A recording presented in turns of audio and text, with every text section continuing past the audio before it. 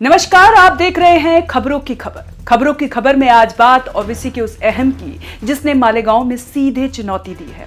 जिस ओबीसी को मुस्लिम राजनीति की सबसे बुलंद आवाज माना जाता था, उसी ओबीसी को मुस्लिम बहुल्य इलाके में मुंह की खानी पड़ी।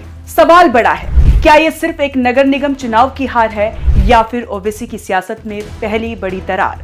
क्यों मालेगांव के मुसलमानों ने एआईएमआईएम से किनारा किया और कौन है वो नया चेहरा जिसने पूरे मालेगांव का सियासी समीकरण पलट कर रख दिया? आज खबरों की खबर में हम बताएंगे कि कैसे इस्लाम पार्टी ने मुस्लिम राजनीति में नया गेम शुरू किया है, ओबीसी की पकड़ को सीधे चुनौती दी और आने वाले समय में उनकी सियासत के लिए कितनी बड़ी परेशानी खड़ी कर दी है। अगर आप भी यही सवाल पूछ रहे हैं तो समझ लीजिए कि मामला सिर्फ मालेगांव का नहीं है। ये कहानी है मुस्लिम राजनीति में आते बड़े बदलाव की, उस बदलाव की जिसने पहली बार ओबीसी की सियासत को सीधे चुनौती दी है। अब तक मुस्लिम राजनीति की बात होती थी तो एक नाम सबसे ऊपर रहता था, असदुद्दीन ओवैसी।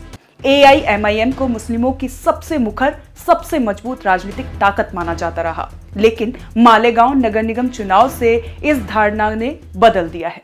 मालेगांव कोई छोटा शहर नहीं है, यहाँ 78% से ज्यादा आबादी मुस्लिम है। आजादी के बाद से यहाँ मुस्लिम वोटर कांग्रेस के साथ रहा, फिर समय बदला और एआईएमआईएम ने अपनी मजबूत पकड़ बनाई। लेकिन इस बार कुछ ऐसा हुआ जिसकी किसी को उम्मीद नहीं थी। मालेगांव के मुस्लिम वोटरों ने कांग्रेस, एनसीपी और एआईएमआईएम तीनों से अलग रास्ता चुना और जिस पार्टी को चुना उसने ओबीसी को सीधे मुकाबले में पीछे छोड़ दिया। इस पार्टी का नाम है इस्लाम पार्टी। अब सवाल उठता है, ये इस्लाम पार्टी आखिर है क्या और इसके पीछे कौन है? इस्लाम पार्टी का पूरा नाम है Indian secular largest assembly of Maharashtra. ये पार्टी 2024 के विधानसभा चुनाव से ठीक पहले बनी। इसे बनाया कांग्रेस के पूर्व विधायक शेख आसिफ ने। शेख आसिफ कोई नया नाम नहीं है, वे दिवंगत नेता शेख रशीद के बेटे हैं, जो मालेगांव से कांग्रेस के कद्दावर नेता और 2 बार विधायक रहे। शेख आसिफ खुद भी मालेगांव के मेयर रह चुके हैं और 2014 में कांग्रेस के टिकट पर विधायक बने। लेकिन विधायक बनने के बाद से ही कांग्रेस के साथ उनके रिश्ते बिगड़ने लगे। 2022 तक आते आते बात इतनी बिगड़ गई कि उन्होंने कांग्रेस छोड़ दी। इसके बाद वे एनसीपी में गए, लेकिन वहां भी बात नहीं बनी और यहीं से शेख आसिफ ने बड़ा फैसला लिया, अब अपनी पार्टी बनाई जाएगी। 2024 में बनी इस्लाम पार्टी के पीछे शेख आसिफ का तर्क साफ था। उनका कहना था कि बीजेपी के सत्ता में आने के बाद मुसलमानों को लगातार टारगेट किया गया और दूसरी तरफ कांग्रेस, एनसीपी जैसी पार्टियां सिर्फ नाम की सेक्युलर रह गई है। टिकट भी नहीं, मुद्दे भी नहीं, मुस्लिम समुदाय खुद को राजनीतिक रूप से ठगा हुआ महसूस करता रहा। इसी नाराजगी से इस्लाम पार्टी पैदा हुई। अब आते हैं सबसे अहम सवाल पर, ओबीसी को मालेगांव में झटका कैसे लगा? मालेगांव नगर निगम चुनाव में इस्लाम पार्टी सबसे बड़ी पार्टी बनकर उभरी।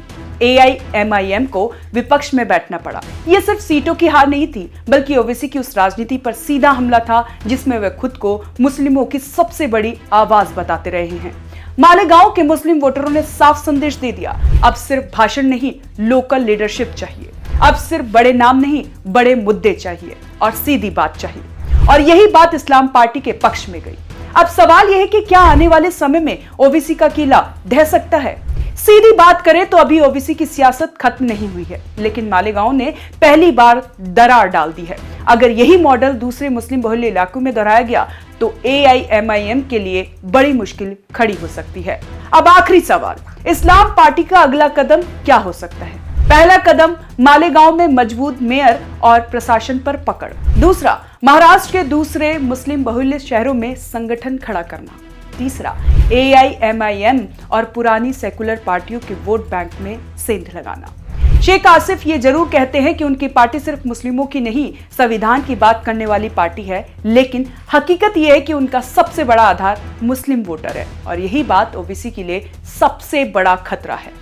मालेगांव अब मुस्लिम राजनीति की नई प्रयोगशाला बन चुका है। ओबीसी को पहली बार जमीन पर चुनौती मिली है और इस्लाम पार्टी एक नए मुस्लिम राजनीतिक चेहरे के तौर पर उभरी है। अब देखना यह है कि यह बदलाव मालेगांव तक सीमित रहेगा या फिर आने वाले चुनाव में ओबीसी की सियासत को हिला देगा। एक बात तय है, मुस्लिम पॉलिटिक्स अब पहले जैसी नहीं रहने वाली। आपको भी यही लगता है तो आप हमें कमेंट कर जरूर बताएं और देखते रहें ओएनजी न्यूज।